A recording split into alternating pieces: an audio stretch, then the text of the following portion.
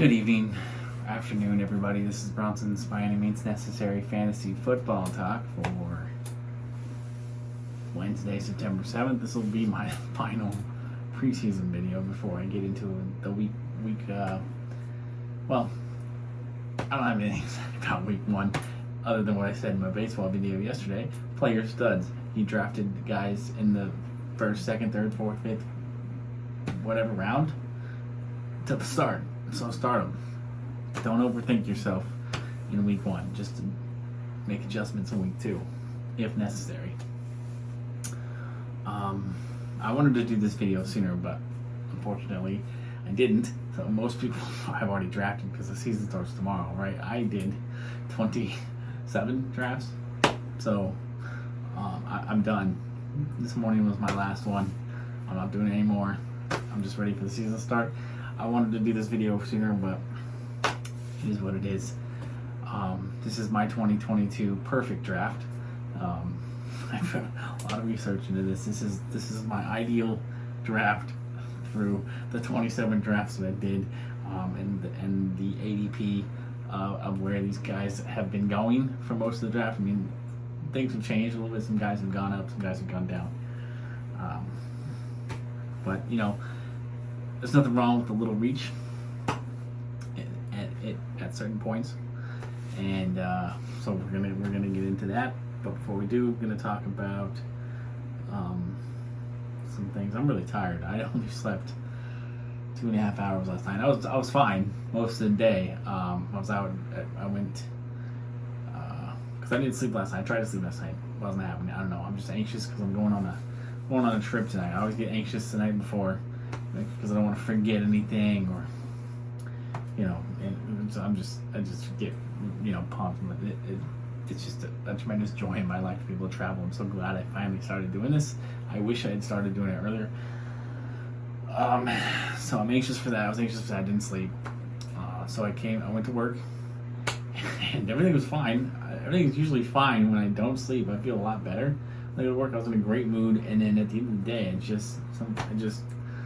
a switch flip. I just felt like I was overworked, and so you know, I kind of lost my cool a little bit, and I'm a little embarrassed by it, and you know, I may have been a little out of line. You know, after the problem, and I get angry, is I'm not thinking. I'm just reacting. I'm just acting. I'm reacting, not ever in a good way. But after the fact, I can look back on it and say, I was stupid, I was wrong, I was out of line, blah, blah, blah. But in the moment, I'm just seeing red. It's a problem.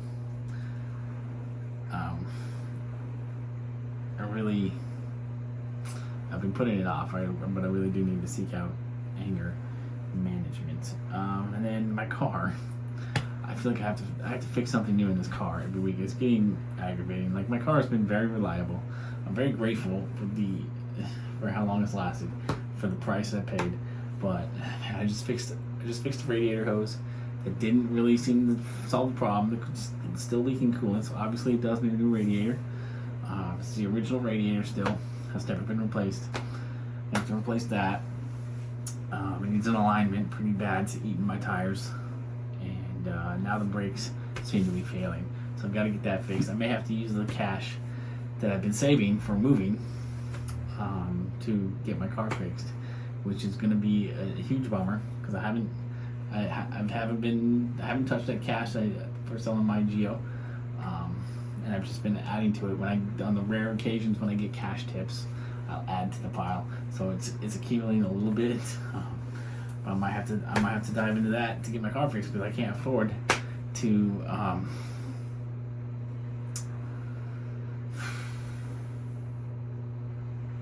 Yeah, because you know, I just got paid today because of the holiday. All this money, most of this money, I mean, I don't expect to spend all of it. Most of this money is going to be funding my vacation. I got to pay for the hotel. I got to pay for the rental car that I reserved. I got to buy food. You know, I'm going to want to do things. I'm going to spend money. But I don't think I'm going to spend all of it. And then, you know, because I've only worked 3 days this week, 3 out of 7 days, I'm not going to have the biggest paycheck Tuesday when I get paid from Uber, and then UPS, because I'm taking 3 days off, I'm not going to have the biggest paycheck there either. So I'm going to have small paychecks next week, so I'm not going to really be able to get my car fixed for a couple of weeks unless I dive into that reserve fund. And I don't know if my brakes are going to last another 2 weeks. It would be nice. Honestly, I probably should take it in tonight and see if they can work on it while I'm on vacation, because I don't have to, because I won't need it for the next 5 days. I'm just worried it's going to cost me way more money than I want to spend. And a lot of these places don't take payments. And like, I know if I could take it to a Schwab and add it to my account that I'm still paying the 4 tires off on, but I don't trust that Schwab, because I gotta stop going there, because every time I take my car in there, when I get it back, something is wrong that wasn't wrong before. So like, but I do like to go there to get tires, because they're tire guys and they have an account. They help me improve my credit. That's why I go there. But yeah, I'm getting tired of noticing the theme of my car comes back with something wrong that was not an issue before I took it in. So yeah, I just need a new car. I was hoping this car would last me until the end of the year, when I'm finally done paying off my freaking Kia that I haven't had in 5 years now. I'm supposed to be done paying it off in December. So I was hoping my car would last that long, and maybe it will.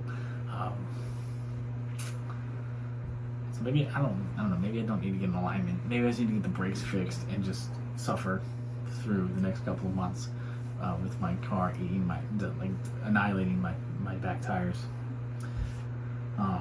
But I'm supposed to get the tires rotated every 5,000 miles, I think they said, and I'll go through 5,000 miles in a couple of months.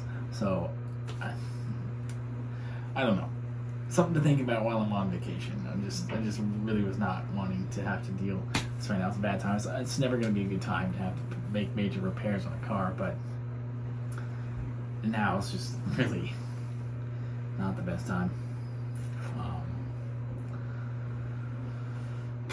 Anyways, let's get to it. The perfect 2022 fantasy football draft. We're going to draft. This is a 10-team league, standard PPR scoring.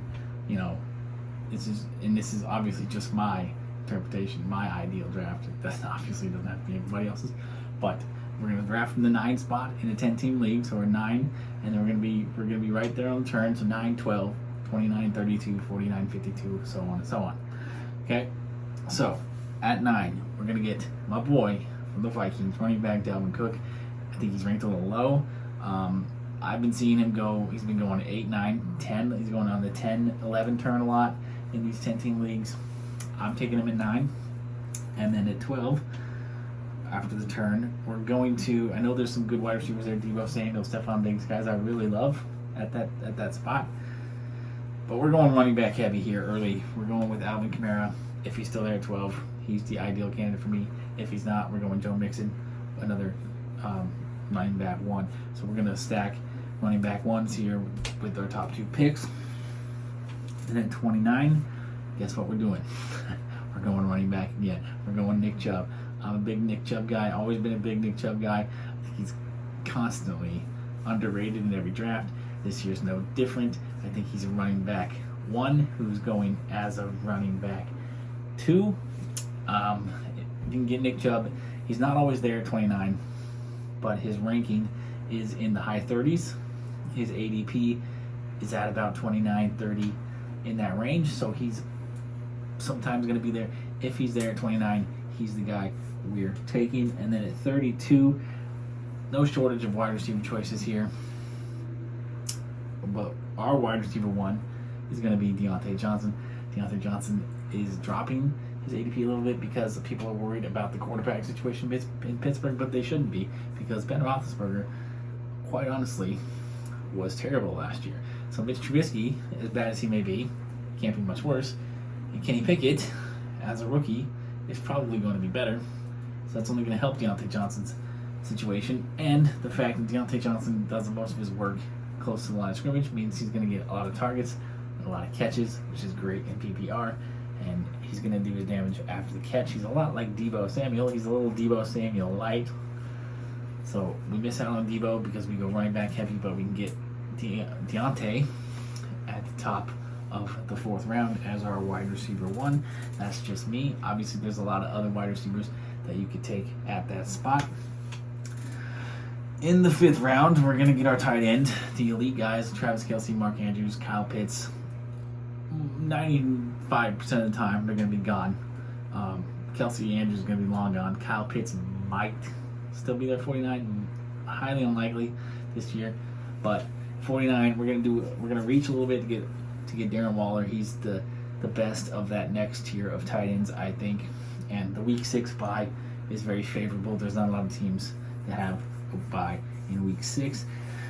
And then at 52, my choice, we're going wide receiver 2, Chris Godwin. He's getting massively disrespected because he's coming back from the ACL injury. There's a lot of debate whether he'll be ready for week 1. Oh well, I'll suffer week 1 and week 2 or week 3. The first month of the season without Godwin, if it means I get Godwin and a wide receiver 1 at wide receiver 3 price for the last 3+ months of the season, because the first month of the season is the least important month of the season. The last month of the season is the most important month of the season. I'd rather have Chris Godwin in the playoffs than Chris Godwin in the beginning of the year. So Chris Godwin's my choice there, 52. Again, no shortage of wide receiver options that you can get there at 52. 69, we're going wide receiver again. A lot of options here. Take your pick. Adam Thielen of the Vikings, touchdown machine. He's Kirk Cousins' go-to guy in the red zone. Kirk Cousins trusts him. He's going to see a high target volume in the red zone as long as he's on the field per game. The injury risk with Adam Thielen is built into the price. He did miss the end of the season last year. He's also a little older.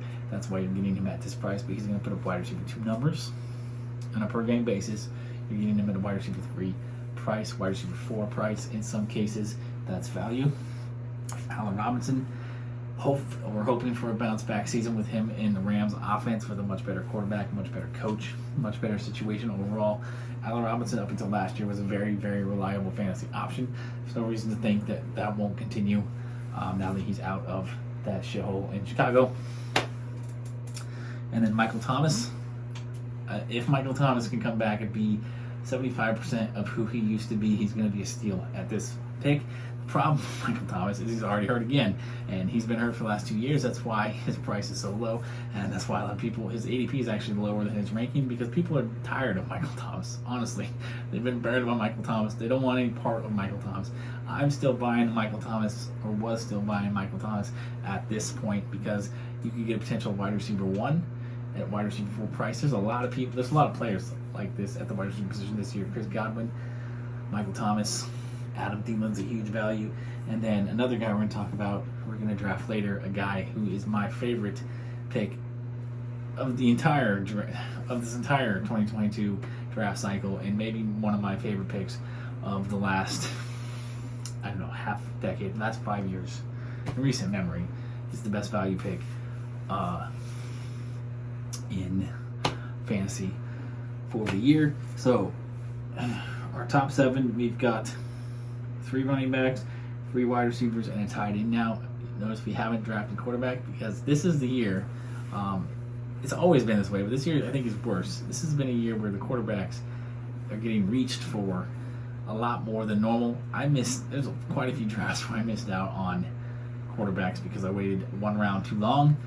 And I'm always the kind of guy, unless there's a guy like Justin Herbert, who I just absolutely love. He's the one guy that I try to get. But if I get missed out on Justin Herbert, then I just wait for the middle tier guys who we're going to talk about here. So, but we're not looking at quarterback till about round 10 in this ideal scenario. But in a non-ideal draft, real draft, you're probably looking in round 8 or 9 to get one of these guys we're going to talk about here. So, yeah, no quarterback. We got 3 running backs, 3 wide receivers, and a tight end. So we've got our 5 starters, and then we've got 2 pretty outstanding flex options, in my opinion, to choose from. And then we're just looking to fill quarterback, kicker, defense, special teams. Defense, special teams, kicker, not super priority. Quarterback, also not a huge priority, not for me. But we're going to get one in this ideal scenario, don't worry. You're going to have plenty of options. Round 8, we're looking at Antonio Gibson or A.J. Dillon, both have the same bye week, week 14, which is a very favorable bye week in my opinion because it's the last week of the regular season. So, by then, you can just treat it like it's your fantasy team's bye week. So I've been drafting heavy on week 14. Antonio Gibson is a guy who is low because he was suspected that he was going to lose his job to Brian Robinson. Brian Robinson is now out because of an unfortunate circumstance where he got carjacked and shot. So he's going to be out for the first month of the season at least, probably longer. So it's now Antonio Gibson's job again. Antonio Gibson is coming off a season where he was a top 15 running back, so he's getting a little disrespected in drafts, in my opinion. So I think at this spot, especially now that he's going to be motivated to play because he's playing for his job. I think he's going to have a really good year. He's going to be a very strong value pick at this spot as your running back 4. So Antonio Gibson, or if Antonio Gibson's not there, you're going to do a little reaching here for A.J. Dillon, another outstanding running back who is a fringe running back 2, going at running back 4 price. That's tremendous value. If Antonio Gibson's not there, you reach down and get A.J. Dillon as your running back 4. In the 9th round, at pick 89, we're grabbing DeAndre Hopkins. If he's still there, DeAndre Hopkins is the number 1 value in fantasy football this year. He's a wide receiver 1, and you're getting a wide receiver 5 price because of the 6-game suspension. But he's going to come back pissed. He's going to come back motivated. And he's going to come back pissed and motivated. DeAndre Hopkins is going to be a sight to behold, and I can't wait to reap the rewards of drafting DeAndre Hopkins, especially as a guy, as me, someone who waits as long as possible on wide receiver, usually, because it's so deep. If I get my wide receiver 1 in the 9th round, that's outstanding to me. So DeAndre Hopkins, my wide receiver 4, who could end up being my wide receiver 1 at the end of the season. And then round 10, we're getting quarterbacks. Here's where ideally Russell Wilson, Joe Burrow, Aaron Rodgers, Matthew Stafford would be available. The choice for me out of those 4 is definitely Joe Burrow. I think Joe Burrow is going to be a top 5 quarterback this year. He's a tremendous value in this range of the draft. When you get outside of the big 4 of Josh Allen, Justin Herbert, Patrick Mahomes, Lamar Jackson, Joe Burrow is going to be that 5th guy, in my opinion. He's going to be above Kyler. He's above Dak. He's above Russ. Joe Burrow is my guy. If I can't get Justin Herbert, Joe Burrow is my quarterback target. I'm getting him here in the 10th round to pick 92. Then at pick 11, we're going Rashad Penny. His ADP has definitely jumped with the Kenneth Walker injury, so you may not get him at 109, but his rank is still down in that range. So if he's there at 109, we're taking him, and then at 112 on the turn, we're taking Kenneth Walker. So we're going to get that Seattle backfield on lock with our running backs 5 and 6, because I think they're both going to be very relevant fantasy players this year. So now in the 13th round, now we're going to, start looking at defenses. In the 13th round, pick 129. We're going to take the best available defense, which at this point, most of the defense is still going to be there. Maybe the only defense I've really seen that's going higher than this is the Bills. People are reaching for the Bills defense, but at this range, you're still going to have Buccaneers, Saints, Packers. If you believe the Packers defense is going to be good, Ravens, Steelers, all the other defenses that are highly ranked after last year are going to be there. The problem with defenses is they're so volatile. So the top 5 to 10 defenses last year probably aren't going to be the top 5 to 10 defenses from this year, but you still want to take a chance on getting one of those guys. The one I've been leaning most towards is Tampa, because I still believe Tampa is going to be a really good defense. And then Saints and Ravens, only because they both have really good week 1 matchups. Saints will be facing the Falcons, and the Ravens will be facing the Jets led by Joe Flacco. So those are my targets that I'm looking for in the 13th round. 14. Here's where we're gonna get another wide receiver. We're not drafting another quarterback. We're not drafting another tight end in this draft. We're going 6 running backs and we're going 6 wide receivers. So here is 14. We're going to take one of those many options of rookie wide receivers with upside. We're looking at Chris Olave. We're looking at Garrett Wilson. We're looking at Traylon Burks. We're looking at Sky Moore of the Chiefs. Jahan Dotson of the Commanders. Lots of options there. Jameson Williams, the Lions. I wouldn't recommend drafting him because he's going to be out for probably the first till after Detroit's bye week, so week 7. So I mean, you're still drafting DeAndre Hopkins despite him being out 6 weeks, right? Because we know DeAndre Hopkins has an outstanding track record. We don't know about Jameson Williams yet, so he's an unknown, not worth drafting. But some of those other guys, like in the 5 I just mentioned, take your pick of those guys, whichever one's there, whichever one you like. That's your wide receiver 6.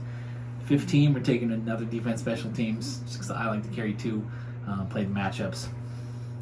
It's more preferable to me than streaming because I make sure that I have the depth that I feel that I'm comfortable with, so I don't have to, so I'm comfortable drafting the second defense. So this is where you take a defense, what's left, the defenses that are a little bit lower ranked that you think are gonna blow up, because there's always a couple of defenses that come from outside the top 10 from last year who blow up and become top 10 defenses this year. My favorites: Dolphins, Chargers, because the Chargers loaded up. I know they're in a tough division, and the Chargers have kind of always been a letdown defensively, but I mean, Khalil Mack we know is a stud. J.C. Jackson we know is a stud. Derwin James is healthy. I'm liking the Chargers defense as a late pick. The Rams defense is still available down there. The Patriots defense, teams like that, defenses that are most likely going to be decent. Titans defense, I was high on the Titans defense before the Harold Landry injury, but I still think they're going to be okay. I still think they're going to be top 12, top 15, and then they also have a good week 1 matchup. I remember who they're playing. Someone that sucks. Seattle. Good week 1 matchup for the Titans. So another defense if you're going to go streaming or you're going to play the matchups like I do. Titans are a good one for week 1. As your second defense. And then round 16, this is where we draft the kicker because the kickers don't matter and they're irrelevant. So draft the best one available that's left after everybody else who, for whatever reason, I'm not going to call them idiots, but they want to waste a premium pick on a kicker. That's better for me. That's more actual useful talent on the board for me. And less useless kickers I have to sift through later on. So I don't care about kickers. There's a lot of guys who I really like who are not getting drafted by absolutely anybody else. Will Lutz is healthy for the Saints. We know Will Lutz is an outstanding kicker. People kind of forgot about him, so he's available at the very end. Young Hui Koo was a top 5 kicker last year that people have completely forgotten about apparently because he's not getting drafted in like the top 10, 12 kickers. Greg Zuerlein kicking for the Jets. We know Greg Zuerlein has been effective before. The Jets' offense is allegedly going to be better this year, so Greg Zuerlein we're taking a chance on. Matt Prater, he's old, but he's in a good offense. There's a lot of kickers that Greg Joseph of the Vikings. I have a hard time trusting. Greg Joseph had an outstanding year last year, but I have a hard time trusting Vikings kickers back-to-back years because we've never been able to do that as Vikings fans. So will Greg Joseph be good again? I don't know. I hope so, but I don't know because Greg Joseph before coming to Minnesota wasn't all that great. So maybe last year was like a career year. So I'm kind of scared of Greg Joseph, honestly. I'm not drafting him, but he is, available there at the very end of drafts. Because he's like one of those fringe like top 10 guys. Graham Gano, historically one of the most accurate kickers of all time. He's always there. He just is in a bad offense. So no shortage of options of kickers. Chris Boswell had a really good year last year for Pittsburgh. They're all still there. So it's just, personal preference at that point. Or most likely you trying to work around bye week woes. So you're going to take the kicker that is the most favorable for your roster construction. You can, whatever. I don't know. I don't care. Take whatever kicker you want. So that's my perfect draft for 2022. If you haven't drafted yet, you have a draft tonight or a draft tomorrow. Maybe you can try to get as many of these players as you can, and I bet your team will be really successful. And then you're going to give me a portion of your prize money. All right. Peace, love, and nacho fries. I might take a nap and then go back out and Uber. Lunch was not super successful. Lunch was a little frustrating, honestly. The dinner, I'm going to try to make as much money as I possibly can in these 3 days before I leave. I've already met my goal for the week, so I'm happy about that. But obviously, I want to try to make a little bit more so that I can have a little cushion when I come back from vacation, just in case I do spend all my money. I mean, I don't. When I'm home, I live pretty frugally. I mean, I really just have, because of Uber, I have to spend a lot of money on gas, and I buy. I try to buy groceries once a week to so I don't have to go to the grocery store all the time or go out all the time. And I don't really do anything. I go to the movies. I have a caffeine addiction, so I spend money like 89 cents a day on a 32-ounce soda. So I don't spend a whole lot of money when I'm at home. So I'm not super worried. I just my car is stressing me out right now, making me anxious. And then I do still want to try to move, even though I'm actually a lot happier here. My friend from Florida is coming back, so that'll be nice. It'll be nice to have a friend to hang out with. And then there also is a girl that I'm kind of interested in, and I think she might be interested in me. I think I kind of wanted to ask her out today. She works at UPS with me, but I didn't have the opportunity because we're just so busy at work. We're just trying to work, we're trying to get shit done.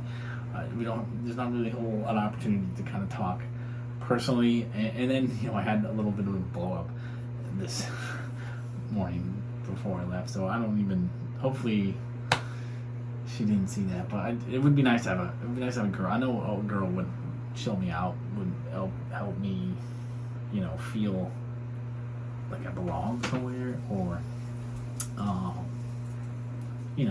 I'd have someone I could vent to. I'd have someone who supports me. I'd have someone who makes me feel wanted or good enough. Like, it'd be nice to have that kind of person. So I know that my anger has definitely affected possible dates in the past. So it's something that I need to be more aware of. So I'm hoping she didn't see that, but yeah, I still want to move, though. I kind of gave up on meeting somebody here. But of course, the universe is funny, so now it's gonna it's gonna bring my friend back to me. It's gonna possibly throw a dating opportunity in my lap as I have one foot out the door of this place. It's always been that way when I've tried to leave towns or I've wanted to leave this area for a long time, on several different times, and I always stay because of something. And this time I was set. That was dead set. I'm getting the hell out of here finally, because dating was just completely hopeless, and I had no friends. And it's just and the friends. I kind of have wouldn't call them friends because we never hang out, but there are people that I know that if I called one day and we both had the day off and I said, hey, you want to go get a beer, you want to go hike, you want to go on a hike? I know there's a couple people who would be all over that, be like, hell yeah, here in Portland. And I'm really grateful for those people. I'm not trying to say that they're not my friends, but it's just we work, they got significant others. It's just we just don't make time for each other. But I know that they would hang out with me I really, if I tried, they would say yes, and that's cool. But they're leaving. One of them's leaving. He's moving with his girl to Texas, and the other one, he works nights, so it's like really hard to hang out with him. And then, so I'm dead set on getting out of here. But again, what.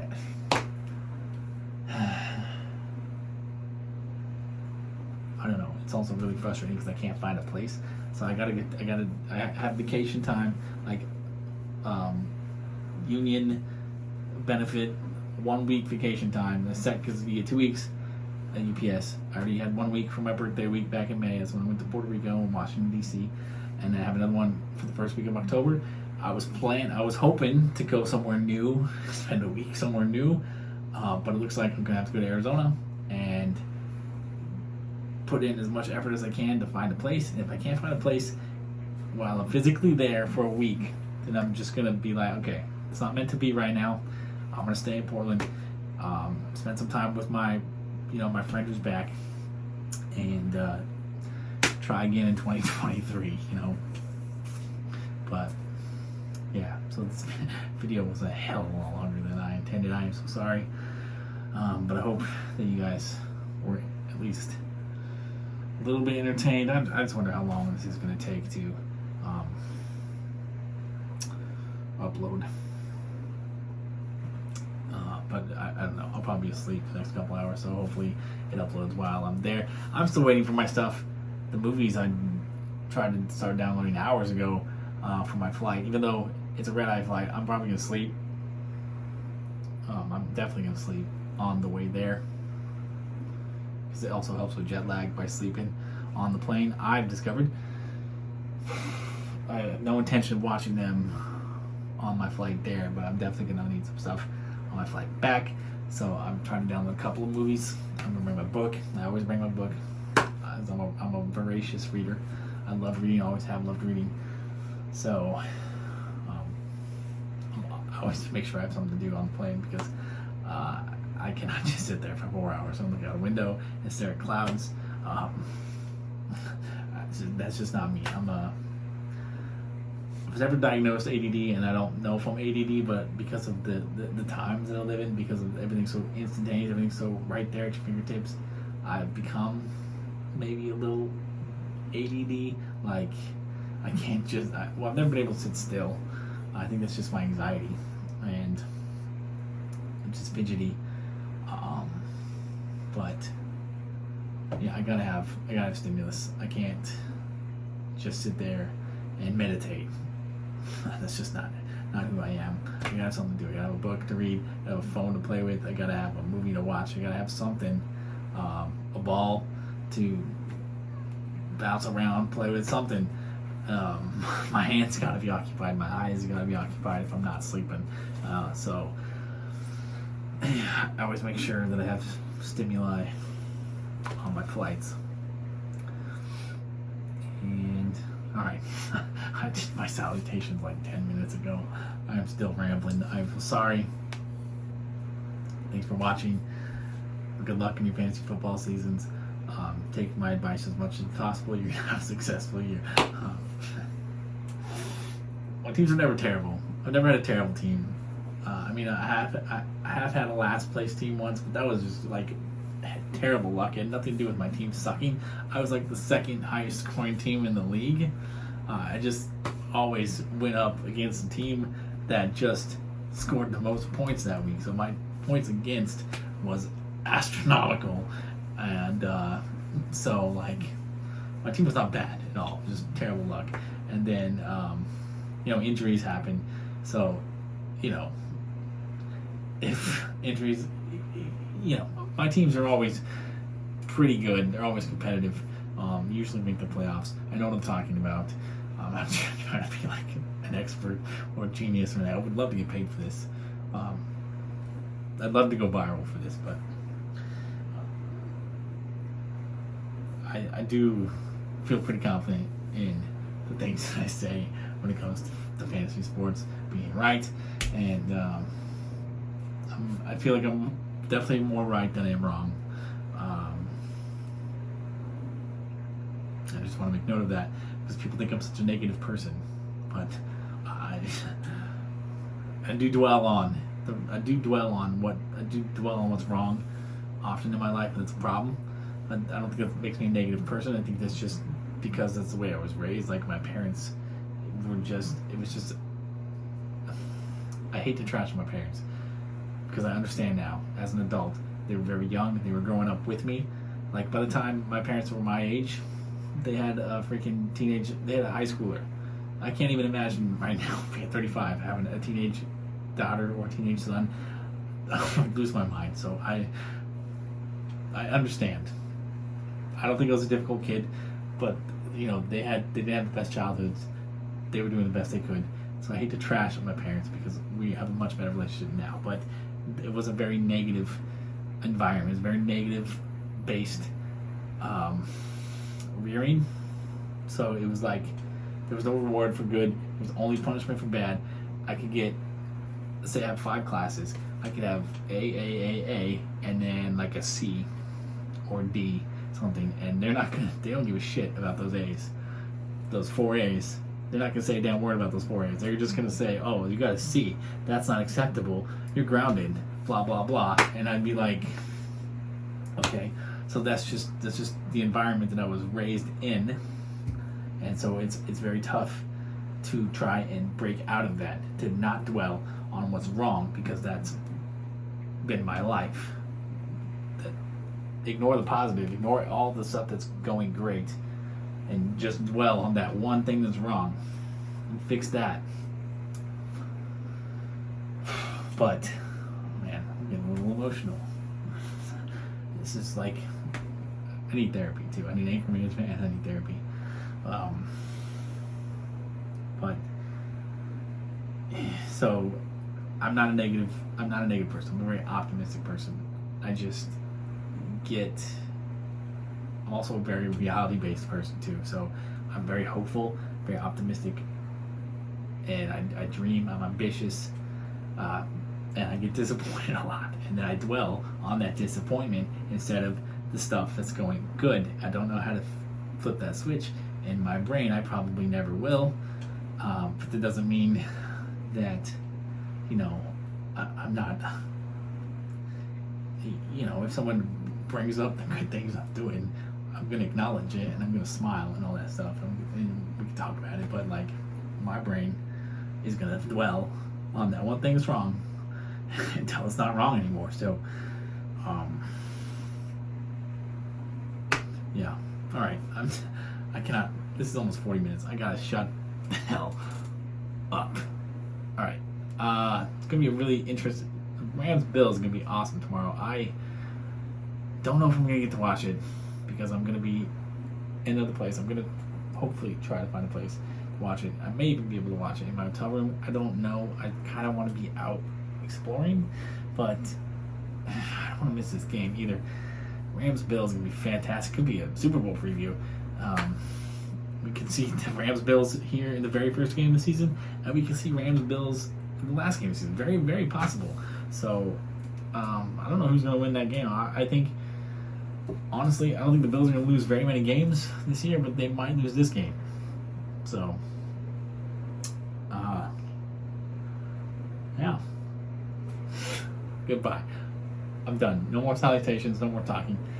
Just done. Just shutting it off because I'm not going to shut up.